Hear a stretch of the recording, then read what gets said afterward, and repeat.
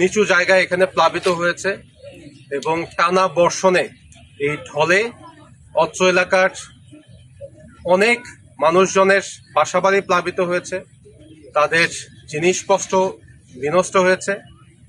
তো আমরা আমাদের যে ছোট হরিণা ব্যাটালিয়ান এখানে আছে 12 বিজিবি, এই ব্যাটালিয়ানও এই বন্যায় ক্ষতিগ্রস্ত হয়েছে।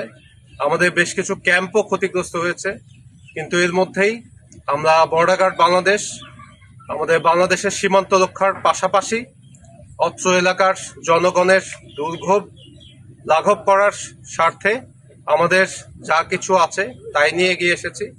আমরা আজকে জনসাধারণের মধ্যে প্রয়োজনীয় রেশন, পানি বিশুদ্ধকরণ ট্যাবলেট, শুকনা খাবার, চাল, ডাল, তেল সহ প্রয়োজনীয় যেসব দ্রব্যাদি আছে, মোমবাতি, দিয়াশলাই ইত্যাদি বিতরণ করেছি।